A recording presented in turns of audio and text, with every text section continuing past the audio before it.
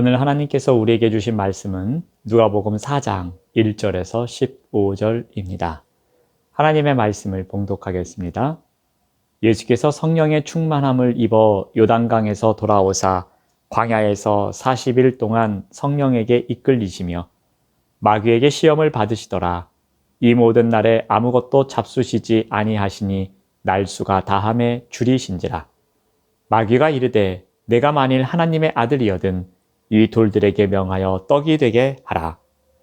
예수께서 대답하시되 기록된 바 사람이 떡으로만 살 것이 아니라 하였느니라.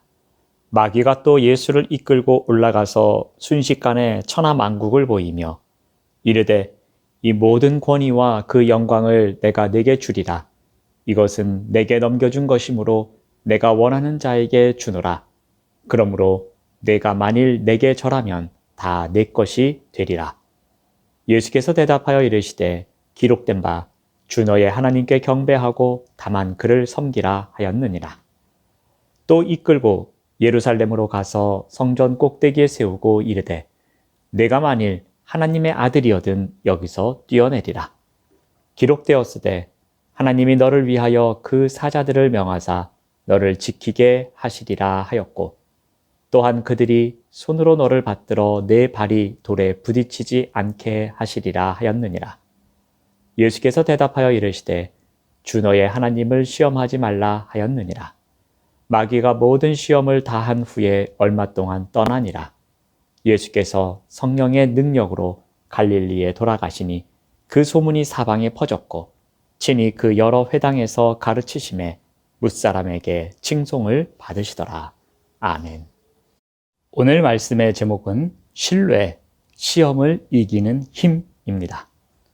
요단강에서 세례를 받고 돌아온 예수님은 성령의 충만함으로 광야에서 40일 동안 시험을 받으십니다. 이 시험은 긍정적 측면의 시험과 부정적 측면의 유혹이 모두 나타나고 있습니다. 먼저 긍정적 측면의 시험은 공적인 사명을 수행하기 전 예수님이 하나님의 아들이심을 밝히는 데 있는 것입니다. 어떻게 예수님께서 하나님 나라의 사명을 수행하실 것인지 입증하는 역할을 하고 있습니다.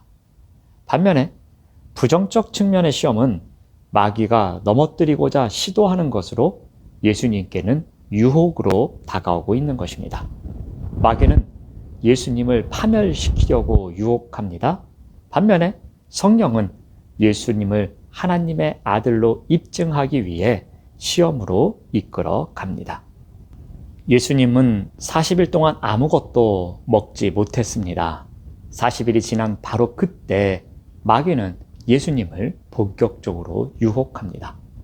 먼저 마귀의 첫 번째 시험은 돌을 빵으로 만드는 것이었습니다. 4장 3절에서 4절 말씀을 보면은 마귀가 이르되 내가 만일 하나님의 아들이거든 이 돌들에게 명하여 떡이 되게 하라. 예수께서 대답하시되 기록된 바 사람이 떡으로만 살 것이 아니라 하였느니라. 마귀는 예수님이 하나님의 아들인 것을 알고 있었습니다.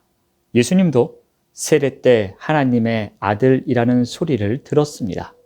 마귀는 예수님의 신분을 인정해 주는 말을 합니다.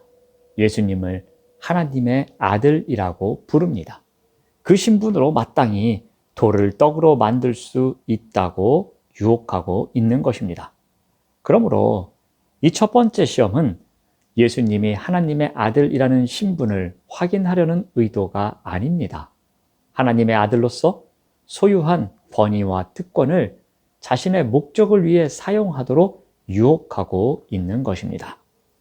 마귀는 이 배고픔의 문제를 해결해 주실 하나님을 기다리지 말고 자신의 능력으로 해결하라고 유혹합니다. 즉, 하나님의 아들인 예수님이 하나님에 대한 신뢰와 순종이 흔들리도록 유혹하고 있는 것입니다. 그런데 예수님은 어떻게 하십니까? 예수님은 신명기 8장 3절의 말씀으로 응대하십니다. 절대적인 하나님의 말씀의 권위로 유혹을 물리치십니다. 예수님은 순종하는 아들의 위치에서 한 발자국도 벗어나지 않습니다. 하나님의 공급하심과 뜻을 절대적으로 신뢰하고 있는 것입니다. 두 번째 시험은 온 세상을 다스리는 정치적인 이유와 관련이 있습니다. 마귀는 이제 천하 만국을 보여줍니다. 그리고 자신을 경배하면 만국을 다스리는 권위와 영광을 예수님에게 줄 수 있다고 약속합니다. 그런데 6절 말씀을 보면은 내가 내게 주리라, 내가 원하는 자에게 주노라 라고 말하면서 문장의 처음과 끝에 내가를 언급하며 자신의 권한을 강조하고 있습니다. 마귀가 이러한 권위와 영광을 주는 조건으로 제시하는 것이 무엇입니까? 마귀를 경배하는 것입니다. 예수님이 세상의 영광을 얻기 위해 왔다면 마귀의 제안을 받아야 하고 그 순간 더 이상 하나님의 아들이 아니라 마귀의 종이 되는 것이었습니다. 그런데 예수님은 어떻게 하십니까? 이번에는 신명기 6장 13절의 말씀에 근거해서 오직 하나님께만 경배할 것을 강조하고 계십니다. 예수님이 받으실 영광은 마귀가 아니라 하나님이 주시는 것이었습니다. 하나님의 아들은 세상이 주는 영광을 얻기 위해 오신 것이 아니었습니다. 하나님 나라는 고난받는 종의 희생을 통해 만들어지는 나라이므로 고난의 길을 끝까지 순종에 완주함으로 아버지의 뜻에 순종하실 것을 나타내고 있습니다. 두 번째 시험 또한 예수님은 하나님의 아들이 고난을 통해 하나님의 영광을 얻게 될 것을 끝까지 신뢰하고 있음을 보여주는 것입니다. 세 번째 시험은 예루살렘 성전 꼭대기에서 일어납니다. 9절 말씀을 보면 예루살렘으로 가서 성전 꼭대기에 세우고 이르되 내가 만일 하나님의 아들이거든 여기서 뛰어내리라. 마귀는 하나님의 아들이니 낭떠러지 아래로 뛰어내리라고 시험합니다. 마귀는 심지어 시편 91편의 말씀을 인용하기도 합니다. 10절에서 11절 말씀을 보면은 기록되었으되 하나님이 너를 위하여 그 사자들을 명하사 너를 지키게 하시리라. 마귀는 시편 기자를 하나님이 보호하셨다면 메시아는 더더구나 보호하실 것이라고 주장합니다. 성전 꼭대기에서 뛰어내리면 하나님이 받아주실 것이고 그러면 무사람들 앞에서 하나님의 아들로 입증될 것이라고 유혹합니다. 하나님의 아들이라는 특권을 마음껏 활용하라고 부추기고 있습니다. 그러나 예수님은 어떻게 하십니까? 이 제안 또한 거절하십니다. 예수님은 목숨의 위협을 받는 순간에서조차도 아버지를 끝까지 신뢰할 것을 선포하고 있습니다. 이처럼 예수님은 하나님을 절대적으로 신뢰하기 때문에 하나님의 보호를 시험할 필요가 없다는 것입니다.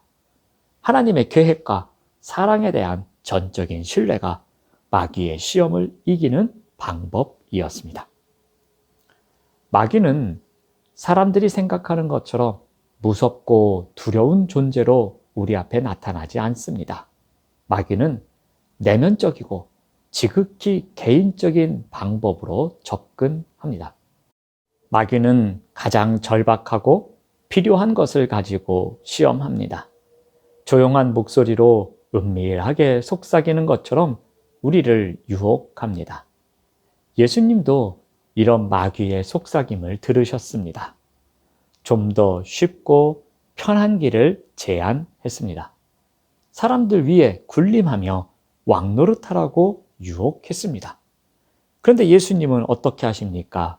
이러한 유혹을 모두 물리치셨습니다.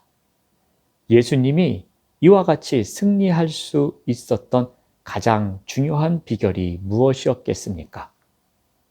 생각 속에 은밀하게 들려오는 마귀의 속삭임에 대항해 당신의 생각을 지키신 것이 비결이었습니다.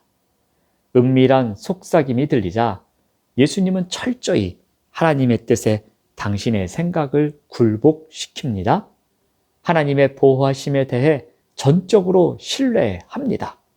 이러한 신뢰로 마귀의 시험에 맞서 승리하신 것이었습니다. 그리스도인들에게 가장 큰 시험은 하나님의 뜻과 보호하심에 대한 신뢰의 문제입니다. 그러므로 우리는 어떻게 해야 됩니까? 우리는 하나님의 계획을 신뢰하여 자신의 권한을 오용하지 않고 먼저 하나님의 뜻을 추구하고 나아가야 할 것입니다. 신뢰함을 바탕으로 고난과 어려움 중에도 하나님을 믿고 그분의 때를 기다릴 줄 알아야 합니다. 마귀는 끊임없이 우리를 유혹하고 시험합니다. 그러므로 그리스도인인 우리는 하나님을 전적으로 신뢰하고 그 하나님의 뜻에 순종하는 삶으로 시험에 들지 않도록 해야 하는 것입니다. 오늘 하루도 끊임없이 우리에게 속삭이는 마귀의 유혹에 쓰러지는 것이 아니라 하나님을 전적으로 신뢰하고 그 하나님의 뜻에 순종하며 하나님의 때를 기다리겠다는 믿음으로 승리하시는 우리 모두가 되시기를 바랍니다. 기도하겠습니다. 하나님 감사합니다. 마귀는 끊임없이 우리를 시험합니다. 가장 절박하고 필요한 것으로 우리에게 다가와 우리를 유혹합니다. 그 시험에 들지 않도록 온전히 하나님만을 믿고 신뢰하며 하나님의 뜻에 순종하는 삶을 살아갈 수 있도록 인도하여 주시옵소서. 예수님의 이름으로 기도드립니다. 아멘. 생명의 말씀으로 나를 채우